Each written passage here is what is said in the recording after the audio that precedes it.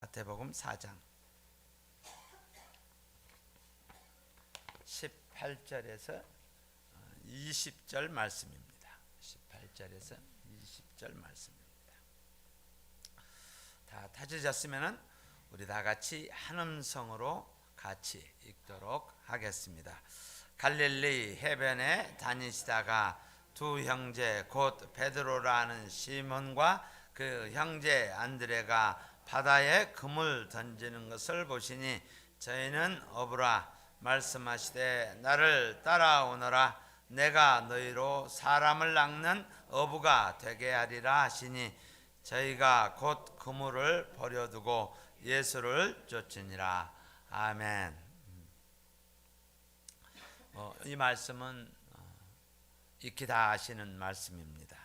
그리고 수없이 들은 말씀입니다. 근데 제가 예수를 믿고 교회를 다니기 시작했습니다. 교회를 다니기 시작하는데 말씀을 처음 읽는 것이 구약은 너무 어렵고요. 신약을 읽게 되었습니다. 신약을 읽게 되는데 갈릴리 해변에서 베드로와 안드레를 보고 나를 따라오너라 딱 했을 때 이들이 곧 그물을 버려두고 예수를 쫓았다라고 말씀을 기록됩니다. 제가 머리를 쓰다듬으면서 야 이게 어떻게 이게 가능할까 이런 생각을 해요. 야, 나 공부도 해야지 되고 먹고 살아야지 되는데 이렇게 따라오라 그러면은 내가 이렇게 따라갈까? 그리고 이 말씀을 보고 도대체 이게 뭐가 어떻게 됐길래 이렇게 자기의 고기 잡는 것을, 여러분 낚시해 보신 분들은 낚시 맛 아시죠? 손끝 맛이요. 딱 당길 때 이거 순간 이거 놓치면 안 돼요. 이걸 잡는 거. 그거를 놓고 쫓으라. 사실 아마 처음 교회 나오는 사람 머저리티는 대부분의 사람들은 버려두고 예수를 쫓으니라라는 이 말씀에 doesn't make sense. 이건 나하고 해당이 안 되는 사항이니까 그냥 넘어가자 이렇게 생각을 할 거예요, 그렇죠? 전혀. 저도 사실은 이게 도대체 어떻게 이렇게 할 수 있을까라는 거야. 이거 그렇다고 $1,000,000를 주는 것도 아니고 내가 공부를 하고 있는데 그냥 어느 날 갑자기 저에게 학위를 주는 것도 아니고 자기가 하고 있는 그 생업을 놓고 쫓으라라고 했을 때는 가슴에 다가오지 않습니다. 다가오지 않아요. 오늘 배경을 한번 보겠습니다. 배경에 보면은 갈릴리 해변이라고 나옵니다. 갈릴리 해변. 이 해변에 사는 사람들의 보편적인 직업이 뭐가 있습니까? 이 바다라고 하죠. 그들은 이 바다 안 가본 사람들은 바다라고 부르고 바다 갔다 와서 바다 본 사람들은 호수라고 부릅니다. 근데 이 호수 주변에 사는 사람들이 잡이 뭐겠습니까? 고기 잡는 거죠. 고기 잡는 거예요. 여기서 특별하게 할 거 이거 광산도 아니잖아요, 그렇죠? 땅 파먹어서 할 수 있는 것도 아니고 그렇다고 농사 지어서 살 수 있는 것도 아니에요. 그래서 머저리티 사람들은 어부예요. 그물 던져서 고기 잡는 어부. 이게 보편적인 직업이에요. 근데 예수님께서 이제 제자들을 부를 타임이 됐어요. 이적을 행하면서 제자들을 부를 타임에 돼서 처음 제자들을 부르는데 시몬 베드로와 형제 안드레와의 이 둘이 대화하고 있는 모먼이에요. 대화를 하고 있어요. 그래서 그를 보고 19절에 말씀하시되 예수님께서 그 둘에게 이야기를 하는데 Follow me 그래요. 나를 따라오라. 내가 너희로 고기 낚는 것이 아니라 이제 사람을 낚는 어부 되게 하리라 라고 따라오라 Follow me 라고 콜을 하니까 저희가 곧 그물을 버려두고 예수를 쫓았다 이렇게 나와요. 여기에 중요한 단어 이 곧이라는 단어를 굉장히 강조를 했어요.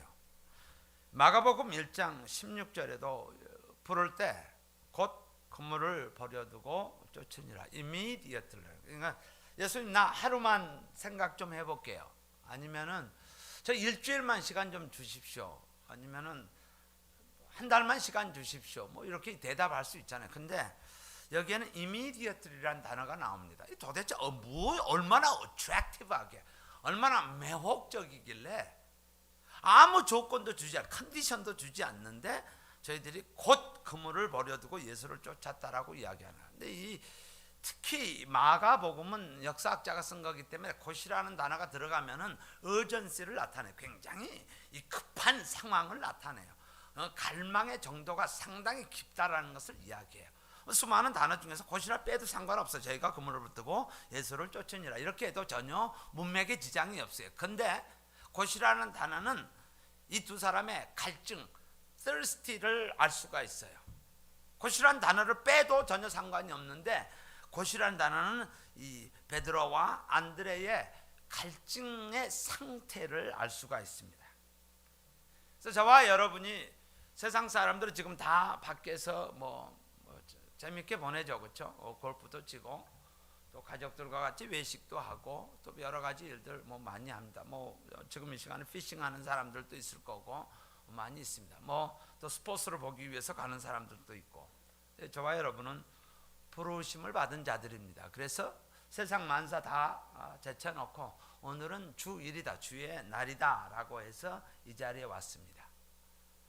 자, 그렇다면 오늘 말씀을 통해서 다시 한번 챌린지를 한번 저나 여러분이 한번 받았으면 합니다. 이 말씀을 통해서 성령께서 역사하시면은 쓰임받는 사람 또는 쓰임받는 일꾼이 되기 위해서라는 그 곧이라는 단어, emphasize가 되어진 이게 도대체 무슨 의미를 가지고 있느냐, 이 말씀을 가지고 함께 나누고 싶습니다. 첫 번째, 부르시면은 갈증, 다시 말해서 가람이 있어야 합니다. 가람이 있어야지 곧이라는 단어가 나옵니다. 이 곧이라는 것은 절대적인 갈망입니다. 이거 아니면 안 된다라는 갈망입니다. 그것을 absolutely desired 한 거예요. 그러니까 이거 아니면 안 된다라는 절대성입니다. 여러분 갈증을 한번 느껴보신 분들 계시죠? 물을 못 마셨어요. 그것도 몇 시간이 아니고 며칠을 물을 못 마셨어요. 물을 못 마셨는데 해골에 들어있는 빗물이 좀 있다고 생각하십시오. 그 해골 doesn't matter요. 그냥 들고 마십니다. 그 갈증의 thirsty라는 것은 한번 우리 몸에 작동이 되기 시작하면 내 몸에 수분이 부족하다라고 작동이 한번 되면은 닥치는 대로 먹어야 됩니다. 예를 들어서 제가 예전에 한국에서 산을 가요. 산을 가면은 악자 붙은 산은 다 험악한 산이에요. 가는 여정에 물이 없어요. 그래서 물을 들고 가야 돼요. 이 치악산이다 그러면 물이 없어요. 같이 가는 이 후배들이 이 물이 없으니까 이제 갈증이 견딜 수가 없는 거예요. 그러면 담아내기 들고 있는 거 그거 그냥 씹어서 먹고 가요. 매움에도 불구하고 감자 그냥 먹고 가요. 왜? 갈증이 심하기 때문에, 땀으로 말미암아 너무 심하기 때문에. 그래서 여기에서 우리에게 부르심에 대해서는 갈증, 가람이 있으면은 곧이라는 단어가 붙게 됩니다. 만약에 가람이 없으면은 부르심에 대해서 No, I have another choice. That's fine. 이렇게 이야기할 수가 있어요. 근데 여기서 곧이라는 단어는 가람이라는 거예요. 도대체 어떤 가람이 있길래, 어떤 갈증이 있길래 이들은 그물을 버려두고 예수를 immediately 쫓았다라고 성경은 기술하고 있는가라는 거예요. 그것도 각 저자들이 기술할 때 곧이라는 단어를 빼먹지 않고 기술합니다. 이것을 이해하기 위해서는 유대 사회의 교육 시스템, 에듀케이션 시스템을 저희가 좀 이해를 해야 됩니다. 보통 아들은 5살 정도 되면 우리 유치원 가는 그런 나이입니다. 5에서 7살 정도 되면은 그들은 교육이 시작이 됩니다. 10살까지 그들이 하는 것은 뭐냐면은 모세 오경, 토라를 memorize 합니다. 여러분 한번 생각을 해보십시오. 애가 태어나서 10년 동안 all they have to memorize it. From the beginning, 처음부터 계속 모세 오경을 딱 하면 줄줄줄줄줄줄 외워되기 시작합니다. 말씀을. 세상에 한 챕터 외우기도 힘든데 이 5북을 외워야 돼요. 5년 동안 그들이 하는 것이 이것만 딸딸딸딸딸 외워야 되는 거예요. 마치 우리 천자문 외우듯이 이들은 이거를 외우는 것을 하게 됩니다.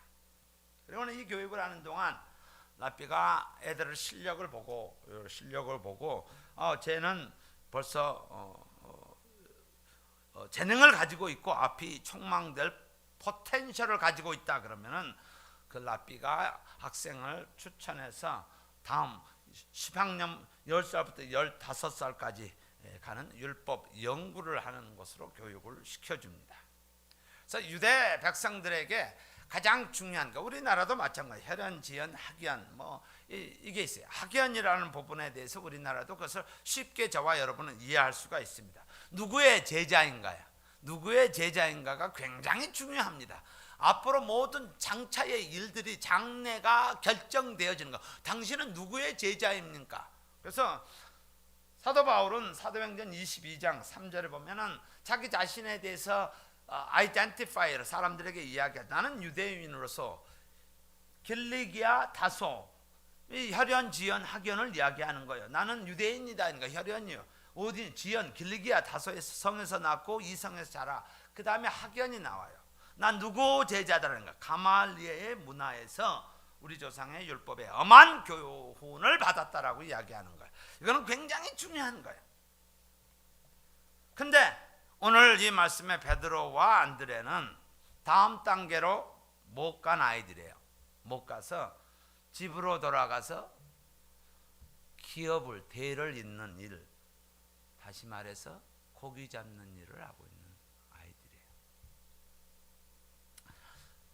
이들이 어떻게 어부가 되어졌느냐?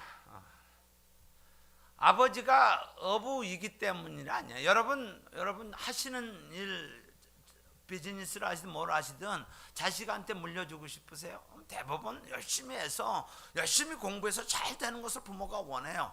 안 되면은 물려주는 거예요. 근데 할 수만 있다라면 내 자녀가 잘 되지는 것을 원해요. 베드로와 안드레는 부르심을 받지 못했기 때문입니다. 아마 누군가의 제자가 되지 못했기 때문입니다. 그래서 사도행전 4장 13절에 보면은 그 두 사람에 대해서 어떻게 이야기하는, 학문 없는 범인 이렇게 나옵니다. 뭐예요? 학문 없는 자, 배우지 못한 자 또는 무식한 자, 이것이 베드로의 핸디캡이에요. 핸디캡. 근데 누군가가 나를 불러주시는 거예요. 여기에 콧이라는 단어가 아무도 나를 불러주시지 않는데 지금 그것도 예수님이 나를 불러주신다. 이거는 엄청난 영광이며 엄청난 존재감입니다. 제가 대학 시험을 봤는데 떨어졌어요. 어느 대학도 저를 불러주지 않았을 때 나의 존재감, 재수해본 사람은 알아요. 비참해요. 딴 애들은 다 배지 달고 모자 쓰고 다 다니는데 떨어져서 눈치 보고 사는 삶가 참 힘들어요. 저에게 가장 힘들었던 것은 제가 미시시피에서 공부가 제대로 되지 않아서 이제 더 이상 갈 데가 없는 사면 초과에 이제 고향 앞으로 갈 시간이에요. 내가 보낸 20몇 개의 리어드미션 어플리케이션이 하나만 온다면은, 하나만 나를 불러준다면은 나는 내 모든 것 다 집어치고 나 그 길을 가겠습니다라는 심정이에요. 한 곳만 나한테 보내주신다면, 하나님 한 곳만 나에게 보내주신다면 저 모든 것에서 내가 그곳에 가겠습니다라는 심정이에요. 여기에 곳이라는 단어입니다. 불러주시기만 한다. 예수님께서 베드로와 안드레를 불러주셨다라는 것, 세상 어떤 것과 비교할 수 없는 것이. 다시 말해서 그것은 절대 갈증이라는 거예요. Whatever is available, 무엇이든지 보이기만 하면 내가 그것을 잡아버리겠다라는 거예요. 이게 절대 갈증이라는 거예요. 절대 갈증이 있는 자, 그들에게 사용되어지는 단어는 immediately랍니다. 정체함이 없이, 생각함이 없이 바로 잡는 것, 그것이 immediately라는 거예요. 그것도 예수님께서 일꾼으로 불러주신다고 하는 거예요. 거절하겠습니까? 쫓아가겠습니까? 1초도 생각하지 않고요. I'll follow you. 나 쫓아가겠습니다. 내가 세상 자랑을 벌일 수 있었던 게 뭘까요? 라고 하는 부르심에 대한 절박함이 내 삶 가운데 없었다면 그냥 그런 거지라고 생각할 수 있을 거예요. 이 부르심은 한 인간이 살아가는 데 있어서 가질 수 있는 최고의 영광이라고 저는 생각합니다. 학교에서 불러주고 내 잡에서 불러줬을 때 그 영광과 좋게 비교할 수 없기 때문에, 너무나 다르기 때문에 저는 이것을 기법할 수 있는 그러한 믿음이 있는 거예요. 그것이 없다라면 좋게 주께서 주실 영광과 그걸 비교해서 안 된다면 나는 아마 세상에서 제일 어리석은 자, 스톱빗한 사람일 것입니다. 세상에서 제일 멍청한 사람일 것입니다. 그 동일하신 하나님, 베드로와 안드레를 불러주신 하나님, 그 하나님이 여러분을 불러주셨습니다. 그리고 여러분을 부르시고 계십니다. 일꾼으로 부르시고 계십니다. 어떻게 반응하시겠습니까? 눈에 보이는 현상에 의지해서 사시겠습니까? 아니면은 장차 좋게 비교할 수 없는 것에 사시겠습니까? 두 번째는 부르심에 나는 주인공이 아닙니다. 19절에 보면은 나를 follow me and I will make you fishers of men. I will, 하나님께서 너를 사람 낚는 어부로 만들 것이다. 부르심이라는 단어는 영어로 called 이렇게 부릅니다. 다른 사람에 의해서 불려졌다 이런 뜻입니다. 말은 내가 주인이 아니다라는 뜻입니다. 나는 주인이 아니다라는 것. 주어는 하나님이십니다. 부르신 자의 주체는 하나님이십니다. 그리고 나는 목적어에 불과합니다.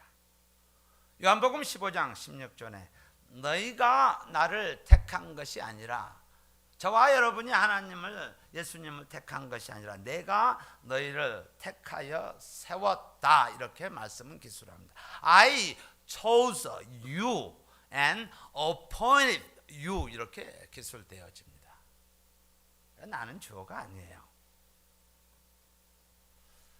그래서 피조물인 내가 주인 행세하지 말아야 합니다. 주인 된 자처럼 하셔서는 아니 된다라는 거예요.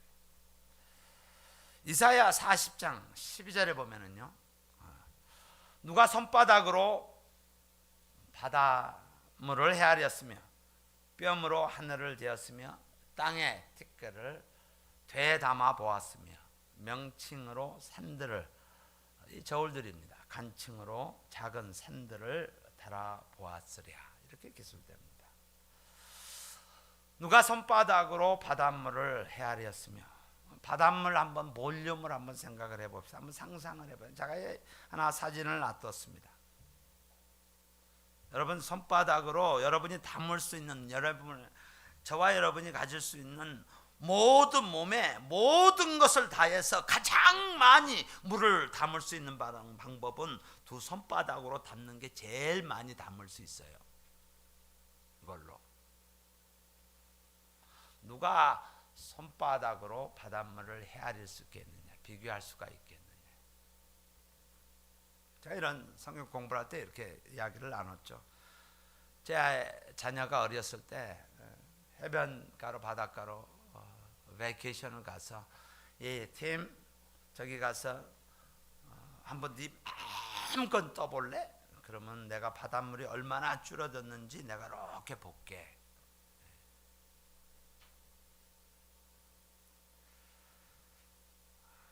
우리는 피조물입니다.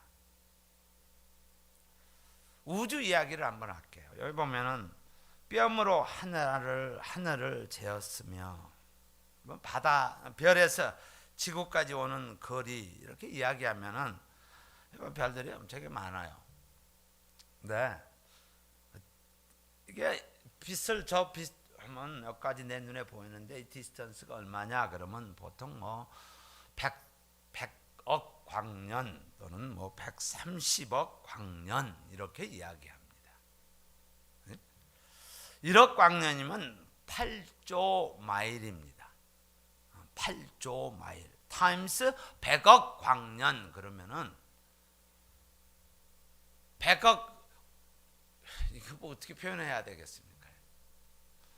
물론 과학자가 에스티메이트 한 겁니다. 자기가 뭐 우주에 하나님 같이 서서 이거를 재본 것도 아니고 대강 이렇게 되니까 이렇게 될 것이다라는 guessing의 넘버예요. 실질적인 넘버, 정확한 넘버는 아니에요. 인간의 머리로서 피규어아웃해서 어떻게 넘버로 표현 좀 해볼까라고 한 거지 이게 정확한 앤서는 아니에요.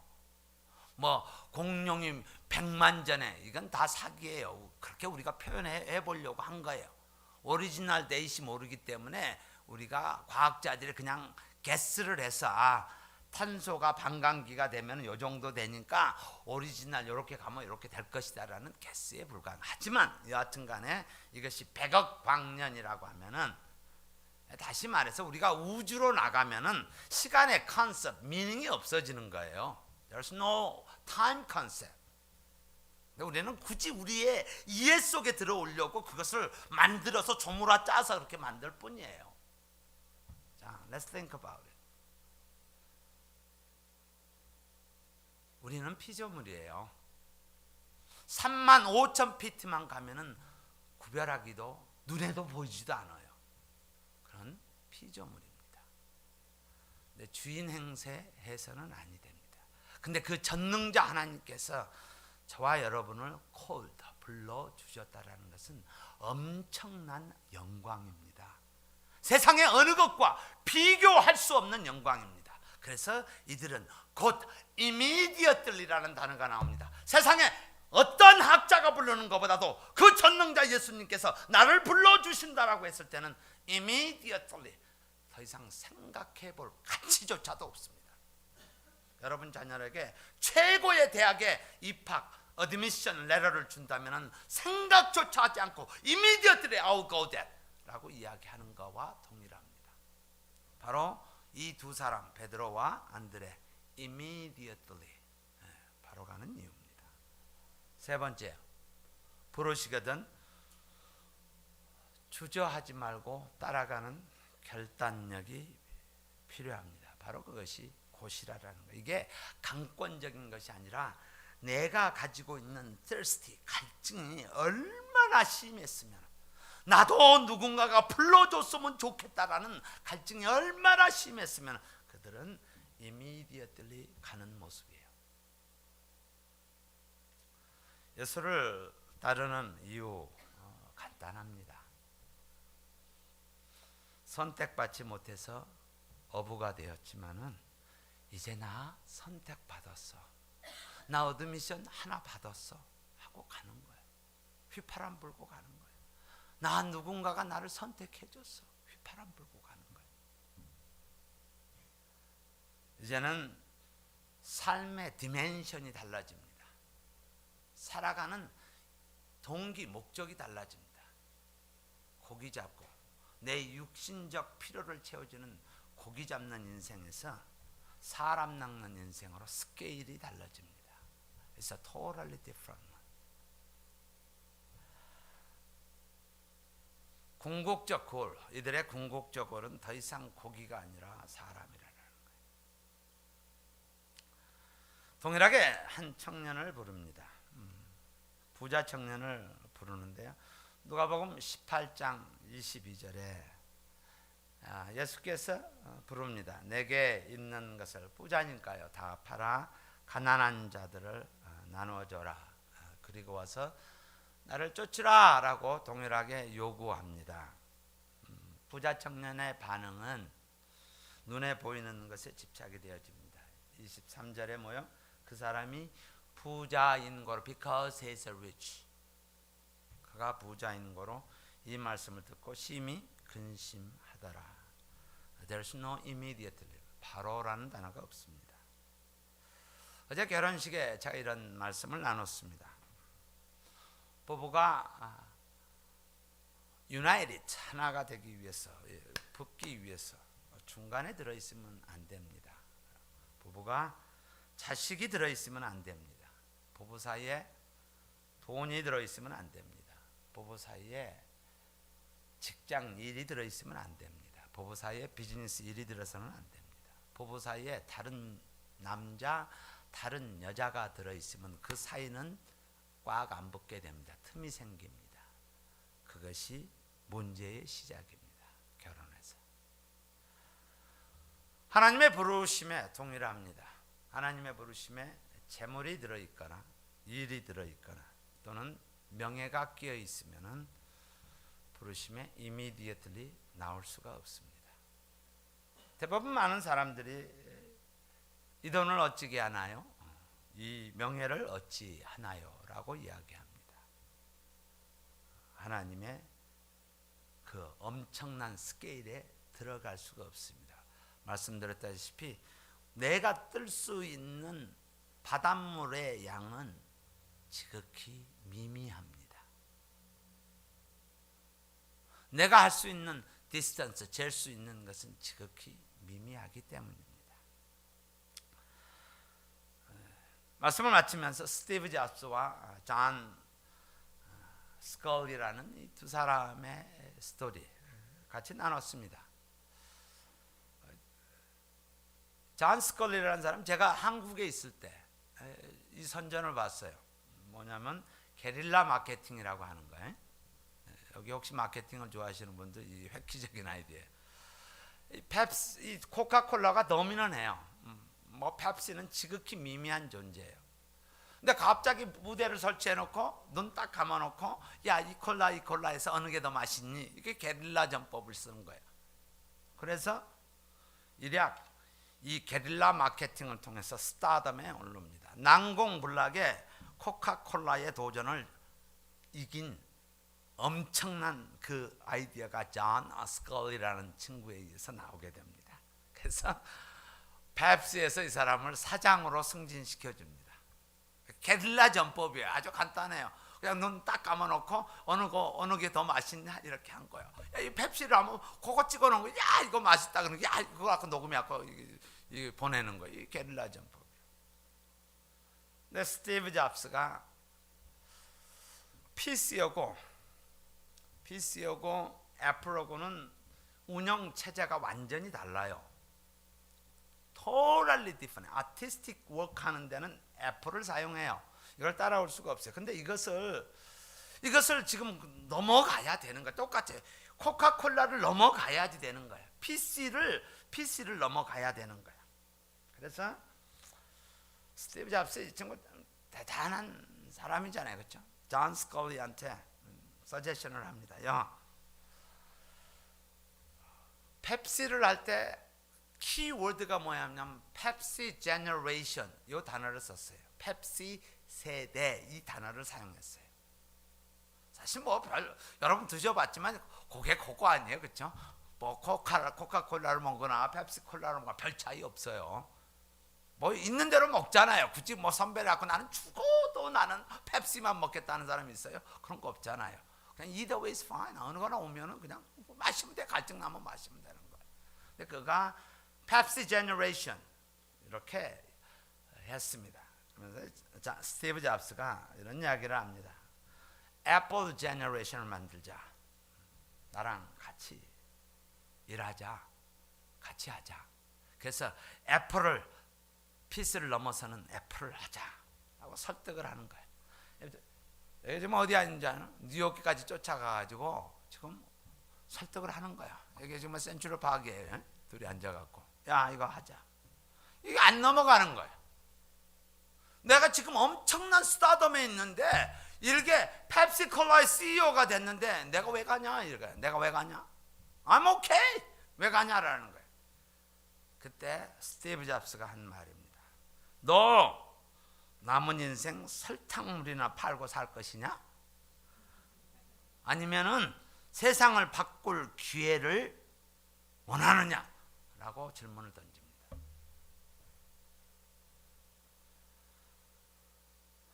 이 질문은 저와 여러분에게 보이는 현상에 의지해서 그거에 살 것이냐, 아니면은 엄청난 예수 그리스도의 부르심에 응답할 것이냐라는 이슈입니다.